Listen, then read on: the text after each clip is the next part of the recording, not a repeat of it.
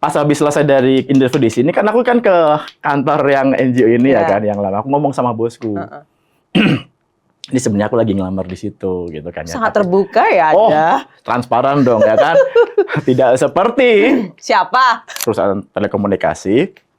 Jadi yang long story short, dia nggak keterima, aku yang keterima. Lah.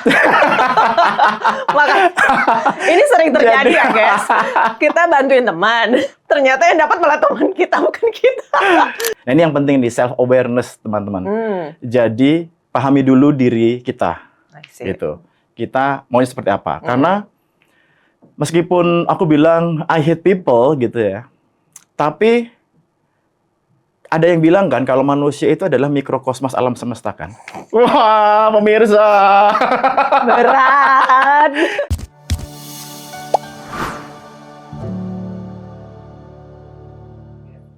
Halo, selamat datang di segmen Psikologi di Kantor, sebuah platform atau wadah yang nyaman, yang aman untuk para praktisi, kemudian untuk karyawan dan juga para leader untuk membicarakan tentang dunia kerja. Dan hari ini aku udah kedatangan seorang tamu istimewa yang ngaku-ngaku sebagai seorang introvert. Tapi kerjaannya itu banyak banget berinteraksi dengan orang-orang. Jadi sebenarnya aku meragukan apakah orang ini introvert apa enggak gitu. Jadi kita langsung tanya ya. Kita panggil Mas Dodi.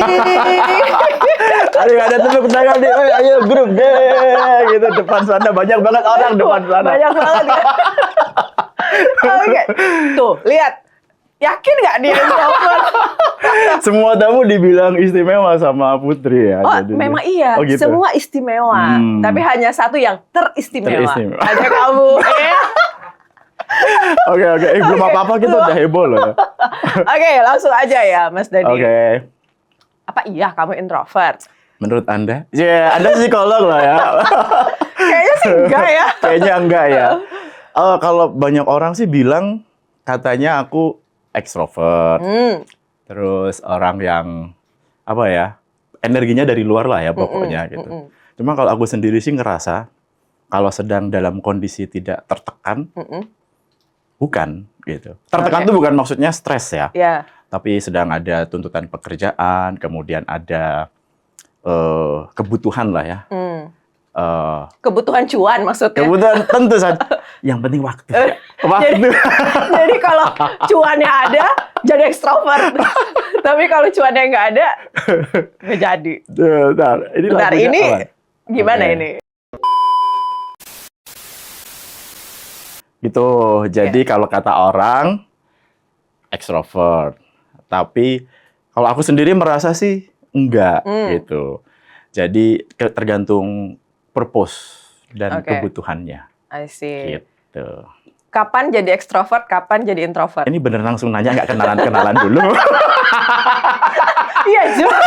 Soalnya aku udah sepenasaran itu loh, sampai lupa. Ya udah boleh kenalan dulu. Jadi ini siapa guys yang jadi hostnya? Aduh jadi malu. Saya langsung jadi. Enggak. Oke, ya udah kenalan dulu. Ya, Mas Dodi siapa? Aktivitasnya apa? Oke. Apa iya introvert diulang lagi? Sorry ya guys, karena saya dan Kak Putri, semuanya saya panggil kakak ya. Jadi saya dan Kak Putri ini karena sudah sangat ikrip sekali ya. Jadi seolah-olah nggak perlu kenalan lagi. Dia lupa kalau ini tuh podcast untuk khalayak umum gitu. Mohon maaf ya guys. Silakan Kak. Oke, apa nih nama? Nama saya Dodi Hendrianto, panggilannya. Kalau Kak Putri manggil saya Dodi, gitu ya. Kalau teman-teman sekolah saya temenin main gitu, panggil saya Didu, jadi boleh panggil dua-duanya. Oke. Yang enak aja, gitu. Apa lagi? Pekerjaan. Aktivitasnya sekarang. Kalau saya lebih suka menyebut diri saya sebagai full-time part-timer. Keren kan? Apa itu? Part-time tapi full-time gitu. Jadi, dan ini banyak loh anak-anak muda pengen kayak gini katanya ya. Pengen part-time tapi full-time gitu. Jadi kalau boleh dibilang, sebetulnya aku freelancer. Cuma karena jadwalnya sudah terplot, Ini nggak mau sombong ya guys, tapi memang Mau ngasih tahu kalau saya sibuk gitu. sama kalau ada project gak apa-apa kasih tahu.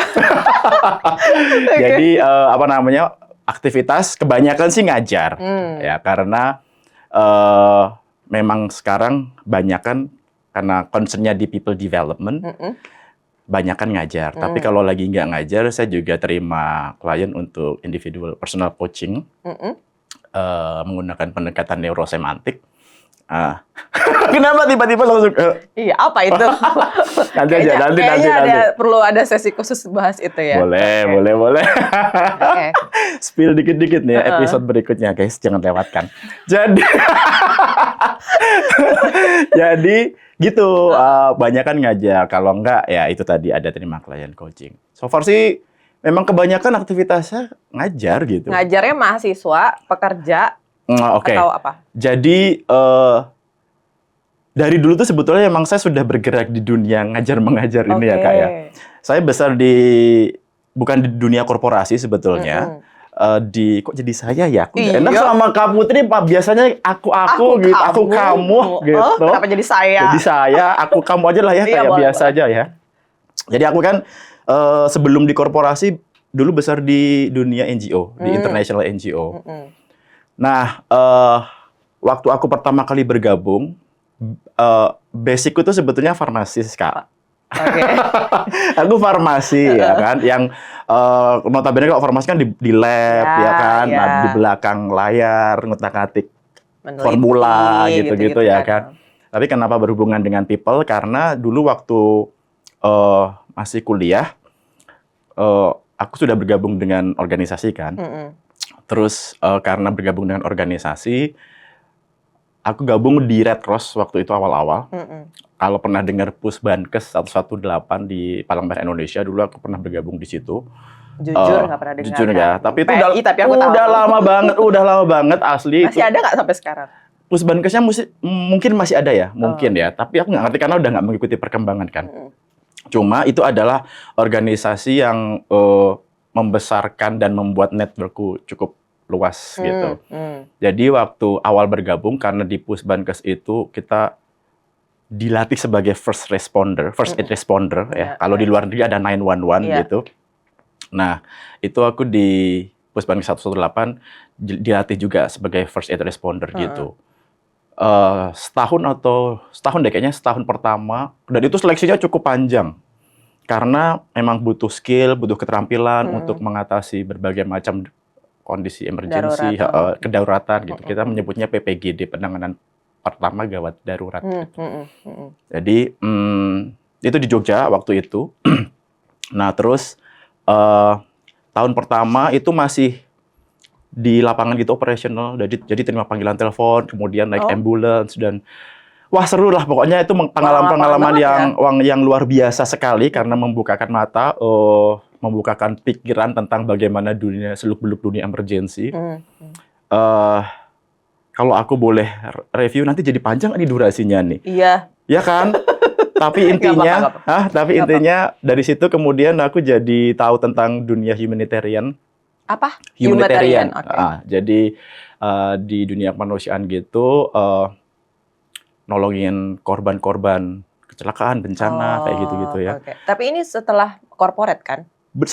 Jauh sebelum. Ini awal-awal bagaimana aku bisa sampai sekarang ini maksudnya. Zaman kuliah dulu. Jadi dari situ kemudian di tahun kedua kalau nggak salah aku ditarik dari lapangan untuk mempelajari International Humanitarian Law, hukum perikemanusiaan internasional untuk menjadi regional disseminator. Jadi diseminator hukum perikemanusiaan internasional. Jadi basically itu sebetulnya ngajar karena memberikan diseminasi ya ke siapa, ke potensial kombatan gitulah kita sebutnya ya, orang yang berpotensi terlibat perang gitu atau konflik, polisi, tentara, masyarakat sipil kayak gitu-gitu. Karena pada dasarnya itu adalah hukum humaniter internasional kan dari Konvensi Jenewa. Panjang lah kalau diceritain. Nah dari situ kemudian bergerak, aku kenal kolega-kolega beberapa ada di organisasi internasional, masuklah aku ke jaringan itu gitu. Jadi masuk ke ada sebuah organisasi kemah kerja internasional yang punya afiliasi sama UNESCO dan sebagainya. Dari situ bergerak, lalu network-nya jadi semakin luas. Nah, mulai dari awalnya seperti itulah, kurang lebih awalnya seperti itu, sehingga kemudian aku bisa berkecimpung di dunia international NGO. Lalu kemudian sempat kerja di radio sebagai news editor, tapi dikasih jadwal siaran. Kemana-mana ya, lulusan farmasi. Kan. Dan kalau dirimu tahu aku kuliah berapa lama nanti shock ya. Nggak usah ya, guys ya. Oke. Penyiar radio. Habis itu pada saat siaran itu ada salah seorang kolega, teman penyiar gitu kan, dia tiba-tiba tuh kayak kayak diem ngelamar kerja gitu lah. Oke. Ngelamar kerja gitu kan. Terus dia tiba-tiba nawarin, kamu mau juga mas gitu. Ditawarin. Ini kalau mau masih ada nih ini. Ya, dan itu ternyata adalah sebuah perusahaan telekomunikasi. Aku nggak usah sebut mereknya, nggak usah sebut perusahaannya ya. Perusahaan telekomunikasi. Jadi yang long story short, dia nggak keterima, aku yang keterima. Lah. Maka ini sering terjadi ya, guys. Kita bantuin teman, ternyata yang dapat malah teman kita, bukan kita. Jadi aku cabut dari radio itu, kemudian ke company ini, gitu ya. Ini adalah korporasi yang pertama aku gabung, ya, di Customer Service Department di Contact Center Division gitu. Jadi kan sama people kan, hubungannya sama people lagi. Tadinya sama di humanitarian sama people, kemudian di apalagi di Customer Service Contact Center Division ini sama people juga gitu ya kan. Gak lama, kurang lebih 1,5-2 tahun, kayaknya 1,5 atau 2 tahun gitu. Terus mungkin alam semesta bekerja sedemikian rupa untuk memperkaya pengalaman, dihilangkan suaraku, Kak. Saat itu? Saat itu, jadi suaraku hilang sama sekali, karena kalau kata dokter ada inflamasi di pita suara. Kan karena kebanyakan ngomong. Kalau kita bicara kan gelombang suara kan pitanya bergetar ya. Iya. Nah, itu ada inflamasi di tengah-tengahnya gitu. Jadi nggak nempel pita suaranya. Jadi suaranya nggak keluar sama sekali. Dan obat yang paling baik terapinya adalah berhenti bicara. Ya udahlah, resign ya kan. Oh, resign akhirnya? Resign. Bukan berhenti bicara doang? Terus gimana mau kerja? Cuti, nggak bisa. Ya udah cuti juga. Oh, nggak cukup. Pas berobat cuti gitu. Belum sembuh gitu. Karena benar-benar hilang tuh 2 bulan, nggak bisa bersuara. I see. Sama sekali nggak keluar suaranya. Padahal di CS suara jadi komoditi ya. Exactly. Ya pokoknya yang berhubungan dengan people kan banyak ini kan. Ya udah, karena aku resign, ditarik lagi sama International NGO gitu. Aku bergabung lagi sama mereka, tapi kali ini IFRC nyebut ini nggak apa-apa ya. Nggak apa-apa. IFRC, International Federation for Red Cross and Red Crescent Societies. Aku gabung di sana. Gitu. Terus pokoknya intinya kemudian aku kembali ke International NGO sampai pada suatu waktu kemudian ada seorang kolega yang menghubungi. Lagi. Guys, pentingnya network, guys. Oke. Nawarin lagi, mau nggak masuk ke kantor ini gitu? Iya, jadi gini.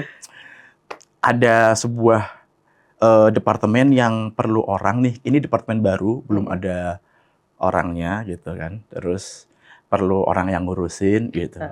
Lu mau nggak gitu? Karena ini adalah pharmaceutical company. Sesuai sama background pendidikan. Sesuai dengan background pendidikanku gitu kan ya. Ini adalah pharmaceutical company yang salah satu yang terbesar di Asia Tenggara. Jadi udah tahu kan? Silakan. Nah, oke, terus sebetulnya pada saat yang sama itu aku juga sedang dipanggil untuk kantorku waktu itu yang di NGO. Tapi sama-sama di Jakarta gitu. Jadi yang tadinya bukan di Jakarta, ini di Jakarta. Jadi sama-sama diproses nih, di hari yang sama, di saat yang bersamaan. Ih, gila, keren banget. Jadi perebutan. Enggak. Ini pas kebetulan aja. Memang kayaknya udah tahu nih temen gue nih ya, yang gini nih, biar dia nggak masuk ke sana, gue lama-lamain gitu. Jadi pada waktu interview di kantor ini, yang korporasi ini, kan biasa ya kalau kita mau tanda tangan kontrak itu kan kalau di corporate kan kayak ada nanti kalau misalkan nggak lulus probation, belum lulus probation cabut, akan ada penalti kayak gitu-gitu kan ya. Nah karena waktu itu lagi proses dua-duanya, nanya lah sama si HR-nya ini, nanti kalau misalkan sebelum 3 bulan saya cabut, saya kena penalti nggak gitu?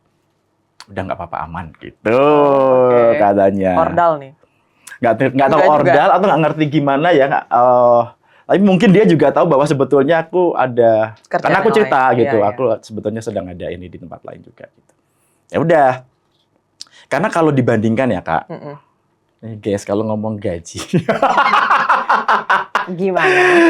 Kalau dulu waktu masih di international NGO kita dapatnya misalkan ya, meskipun nggak pakai USD atau CHF gitu, tapi cukup lumayan tinggi kan kalau di international NGO gitu. Kemudian masuk ke korporasi yang cukup selisihnya itu cukup lumayan gitu kan, lumayan jauh gitu ya kan. Pas aku ngelihat tawaran gajinya itu kan kayak agak wow, ini kok kayak gaji OB ku di kantor yang satunya. Baik. Tapi pada saat itu aku berpikir, kalau di international NGO kan modelnya kan ini ya contract based ya. Jadi ada project based gitu loh. Jadi kayak ada project, nanti akan ada kontrak gitu kan. Nanti bisa meskipun itu extendable, tapi kan ada insecurity-nya juga kan kalau misalkan entah projectnya selesai atau donornya cabut atau gimana gitu. Nah, aku mikir waktu itu nanti kalau misalkan, dan waktu itu aku mempertimbangkan usia juga, itu masih cukup jauh lebih muda daripada sekarang ya. Oke. Lebih dekat ke 1 apa ke 6? Apanya? Usianya. Maksudnya? Lebih dekat ke 1, angka 1 atau ke angka 6. Oh, ininya range-nya. Range-nya. Waktu itu aku tuh masih kepala 2. Kak. Oh, kepala 2. Lebih dekat ke 1. Oke. Masih kepala 2, tapi ya kayak late 20s gitu ya. Nah, aku mikir nanti kalau misalkan, karena kalau di korporasi itu kan kadang ada minimum age requirement-nya kan. Ya. Kalau misalkan minimal usia, kalau di Indonesia kan gitu ya. Ya. Berapa sih usianya kalau korporasi itu? 27, 30? Maksimum. Ya. Minimum. Boleh masuk ke korporasi itu. Kan dirimu kan profesional. Sekarang udah nggak lihat sekarang udah nggak ya? Lagi, Kak. Nggak, tapi aku concern itu waktu tapi itu. Tapi standarnya biasanya sih 20. Ya pokoknya udah selesai kuliah, fresh graduate ya. Kalau fresh graduate ya berarti 2 berapa itu? 25 ya. Maksimal berapa? Maksimal kalau untuk level staff biasa. Levelnya ini supervisor ke atas gitu berapa? Supervisor ke atas 35 37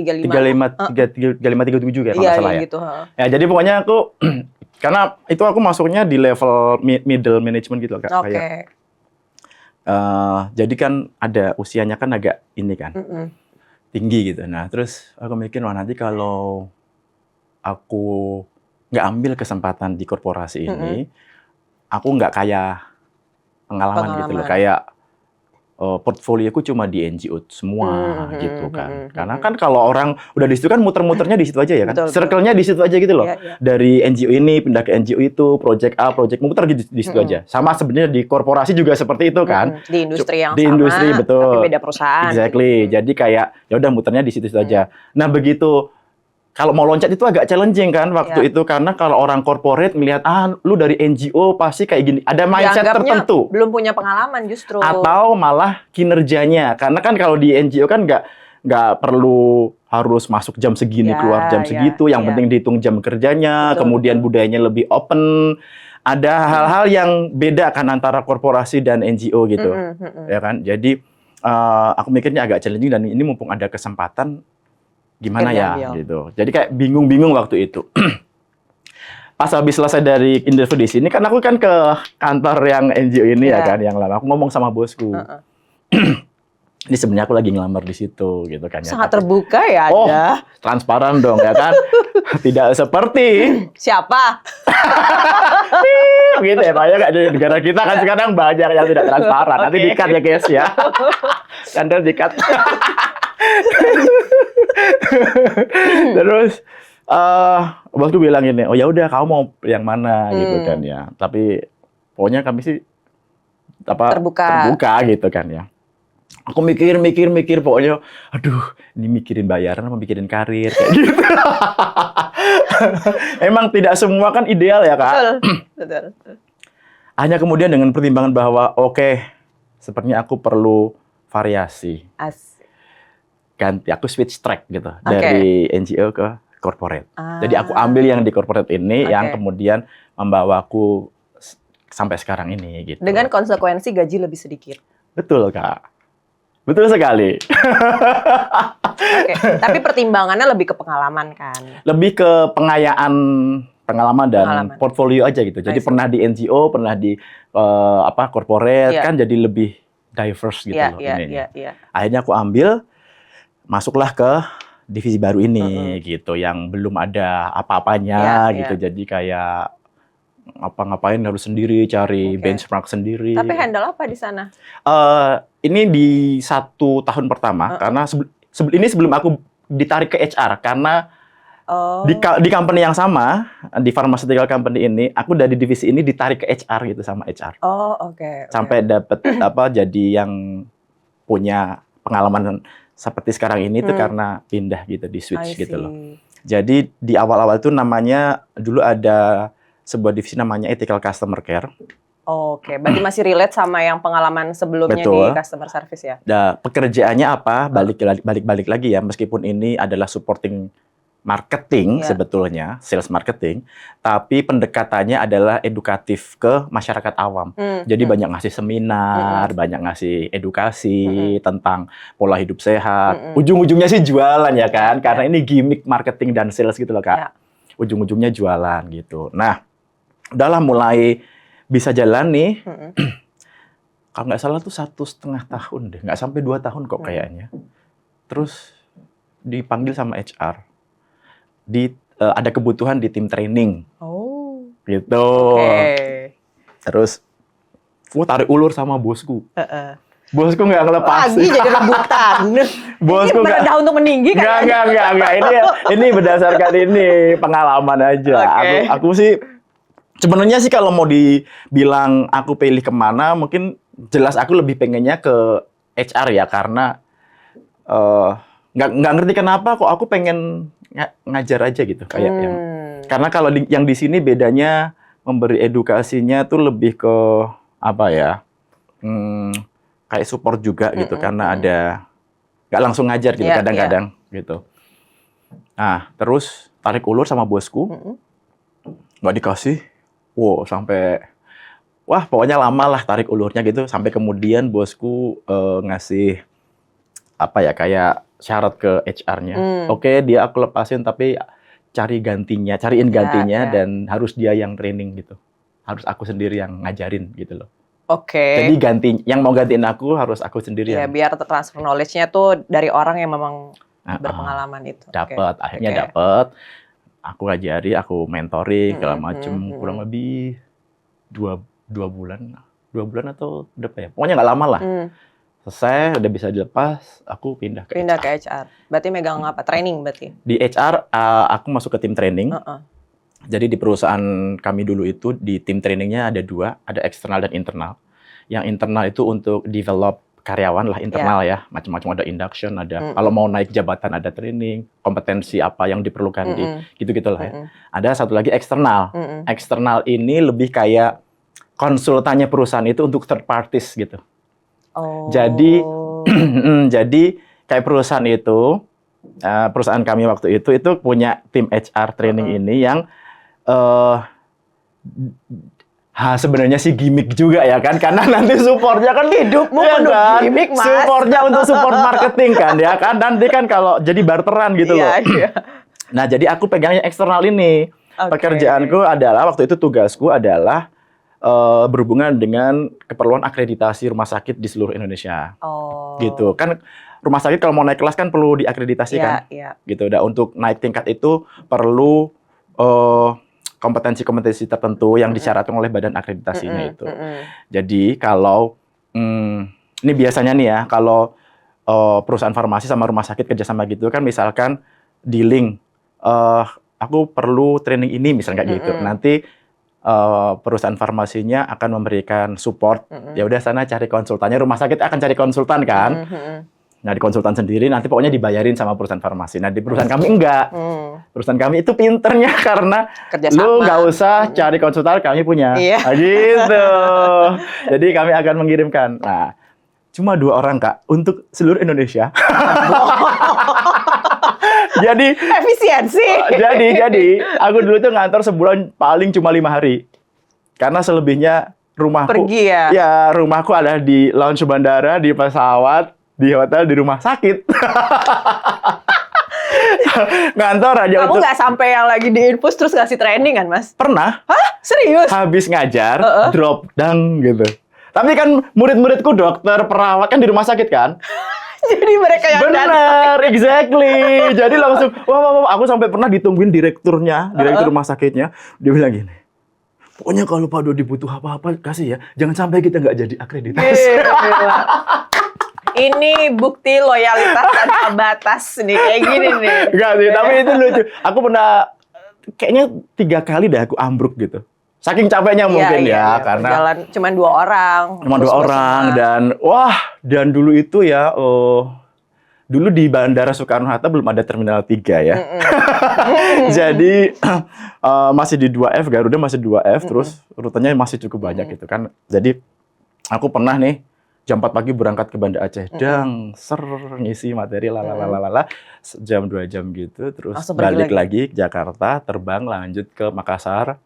Itu kan, tidurnya di Surabaya. Definisi hidup di bandara. Tapi ya gitulah, pokoknya itu zaman dulu kayak gitu. I see. Sehingga Jadi- kemudian memutuskan untuk salah satunya karena biasa kan kalau di kantor kan ada konflik antara bawahan dan atasan gitu kan biasa ya kan, ada atasan yang nggak mau disaingi, ada ya nggak bermaksud menyaingi tapi kan reputasi membuktikan. Performa membuktikan. Reputasi berbicara gitu ya. Sempat di-retain sampai ini dulu BOD gitu. Serius turun tangan mereka. Terus tapi ya sudahlah aku memutuskan untuk ya udah cabut aja. Cabut lah, aja. gitu. Jadi berapa tahun di sana? 5 tahunan lah kurang Oh, lebih. 5 tahun. Oke. Nggak beda jauh kan sama dirimu. Tapi dengan 5 tahun itu aku cukup bersyukur karena perusahaanku tuh cukup loyal untuk memberikan development kepada karyawannya, terutama untuk mereka mikirnya itu kalau karyawan disekolahin pinter itu investment, Ya. bukan cost gitu. Oke. Jadi aku disekolahin. Ih, bagus banget, jarang-jarang ada perusahaan kayak Makanya. gitu. Kamu nggak menyesal? Ya gimana, udah konsekuensi kan ya.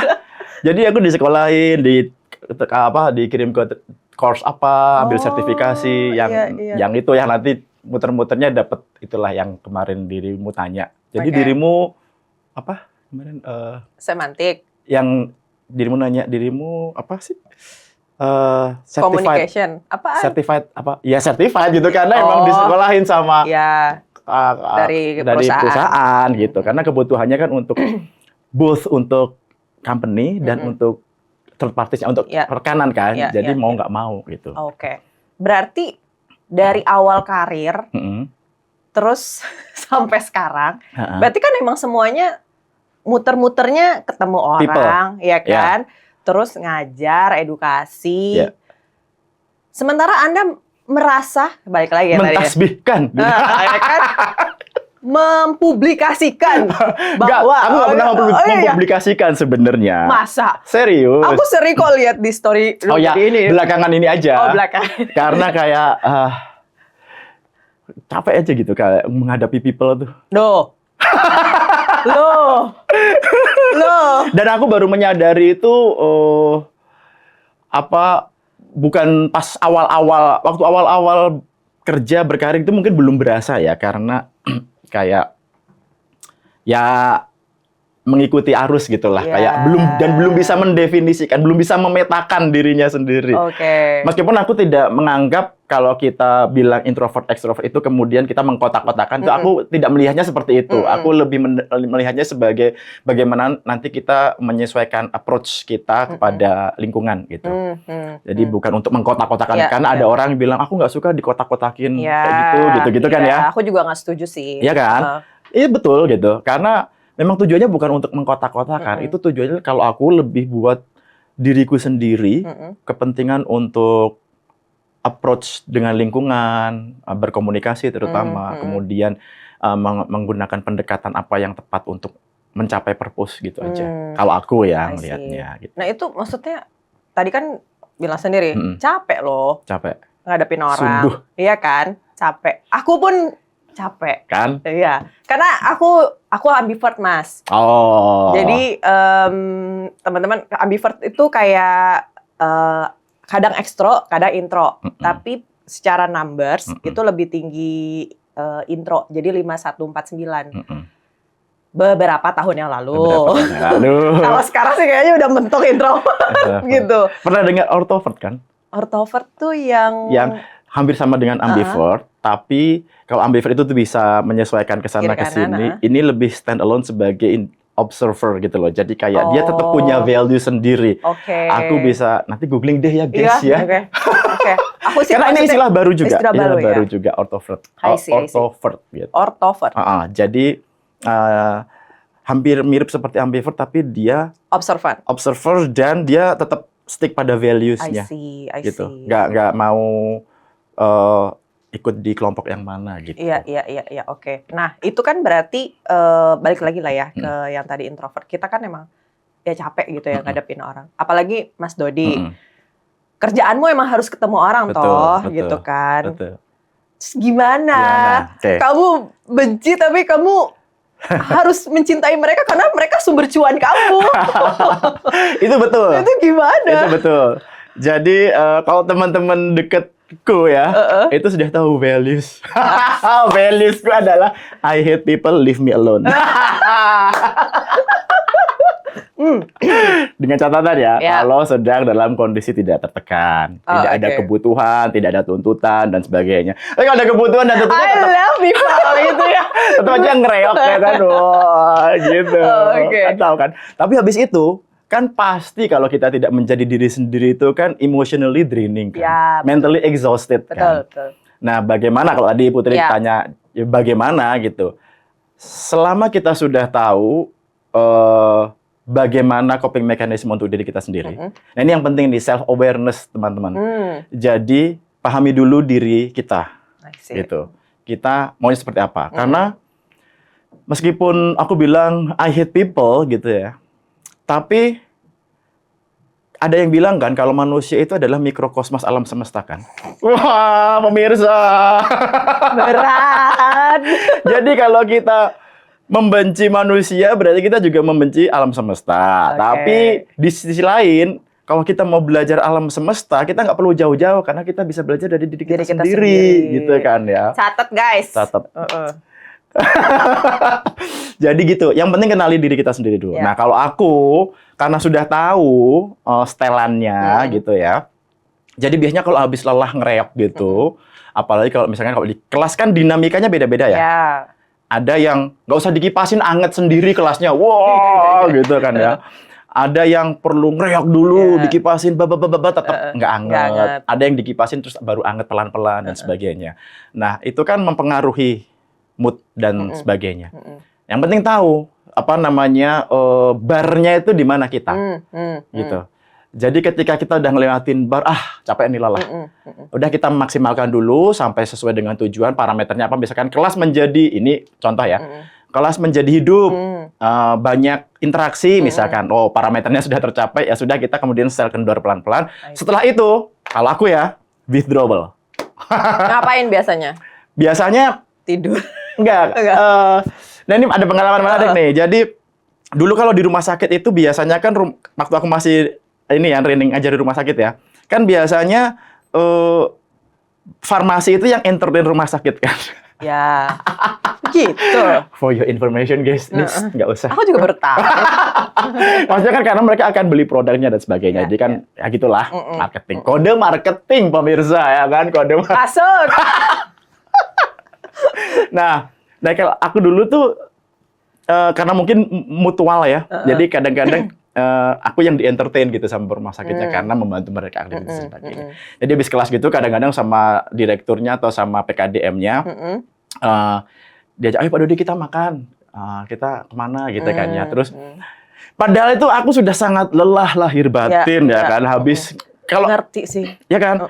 Aku kalau ngajar itu dari jam 7 sampai jam 5 hari gitu ya. Nanti Sabtu Minggu masih ngisi seminar dan sebagainya dulu ya. Nah, aku menolaknya, ini aduh dok, mohon maaf ya dok ya. Kan kelasnya masih ada nih besok 3 hari. Jadi nanti aja ya dok kalau kelasnya udah selesai daripada nanti nggak jadi akreditasi.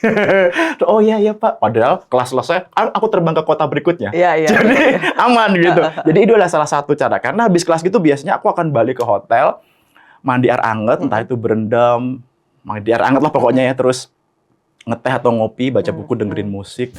Terus udah itu recharge. Besoknya bisa, halo, selamat pagi semuanya gitu lagi. Satu tadi yang aku tangkap, berani nolak.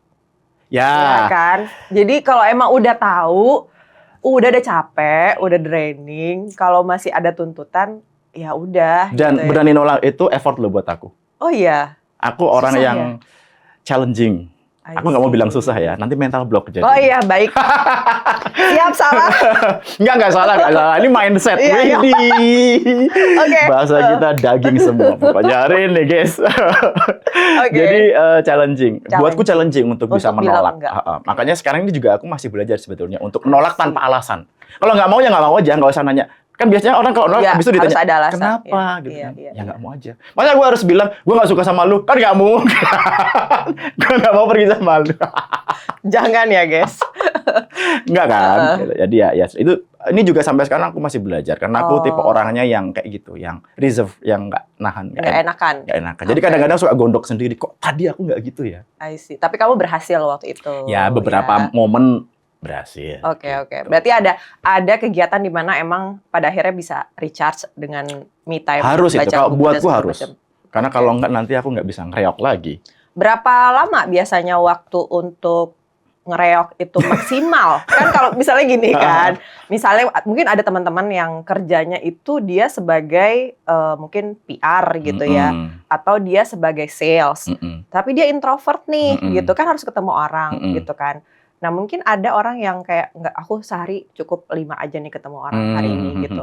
Nah kalau kamu berarti ngajar itu maksimal yang optimal banget dengan energi yang ada tuh berapa? Tergantung ya, aku nggak bisa bilang sesuatu yang fix ya. Karena dinamikanya beda-beda kan. I see. Jadi kita perlu menakar diri kita sendiri juga gitu ya. Kita tahu boiling point-nya itu kalau lagi apa. Kalau sudah kayak gitu ya style kendor gitu. I see. Guys, sebenarnya waktunya udah habis. Tapi kan bener kan jadi panjang kan. Can sorry aja nanti editnya. Tapi terakhir deh satu pertanyaan gitu ya, satu pertanyaan buat closing sebenarnya. Gimana caranya supaya kita berdamai dengan rasa kayak I hate people. Leave me alone. But sometimes I love you. Gimana caranya berdamai untuk seorang introvert? Balik lagi ya. Kalau teman-teman udah punya purpose, ini kalau aku ya, yang penting purpose-nya. Kita set purpose dulu nih. Tujuannya apa, gitu kan. Kalau kita sudah tahu tujuan kita mau ngapain, lalu kita sudah tahu how to-nya ke sana bagaimana, kan kita sendiri bisa menakar, mengukur, membuat parameter sendiri gitu loh. Nah, kalau aku sih pernah dengar istilah growth mindset nggak? Aduh, aku benci banget istilah ini. Ini mau ngajar, silahkan. Enggak, tapi maksudnya ini bagian dari growth mindset. Jadi aku men-challenge diriku sendiri, karena aku pernah dikomplain nih sama kolegaku, Kak. Kenapa? Lu ngajar growth mindset, tapi moto hidupnya I hate people. Coba dong, gitu. Fix mindset banget. Fix mindset banget gitu kan ya. Bener juga ya, aku berasa kayak tertampar tas gitu. Terus, bener juga. Jadi, ya sampai sekarang masih belajar juga sih bagaimana untuk bisa selalu dalam tanda kutip berdamai, karena sebetulnya sih nggak damai-damai amat gitu ya. Yang penting kita tahu bahwa kita punya standar, kita punya parameter. Ada salah satu quote yang aku suka sekali, mungkin bisa dipakai sebagai closing ini. Asik. Kita sebagai manusia itu kan mungkin kadang-kadang sombong ya. Merasa bisa menaklukkan segalanya, bisa mengalahkan semuanya gitu ya kan. Bisa mencapai Bisa semuanya. mencapai semuanya ya kan. Bener nggak? Kita perlu ingat bahwa kalau kita mendaki gunung-gunung itu tidak mau merendah. Kalau kita mau menaklukkan gunung itu, kita yang perlu mendakinya, kita yang perlu berusaha, ya kan? Jadi bagaimana kita bisa menaklukkan gunung itu kalau bukan dari niat kita untuk menaklukkannya? Gila. Kurang daging apa coba? Oke. Udah closing. Udah. Terima kasih Mas Dodi. Jadi gitu guys ya. Walaupun teman-teman merasa introvert gitu ya, pasti ada cara untuk bisa mencintai para people ini selama ada cuan. Intinya gini, jangan mengkotak-kotakan. Jangan mengkotak-kotakan. Karena nanti kalau kita mengkotak-kotakan, wah aku kan orangnya introvert, aku kan orangnya extrovert gitu, ya nggak jadi growth dong. Itu namanya fixed mindset. Exactly. Oke, sekian dari Psikologi di Kantor. Terima kasih banyak sudah nonton. Sampai jumpa di episode berikutnya. Ayo tepuk tangan dong semuanya.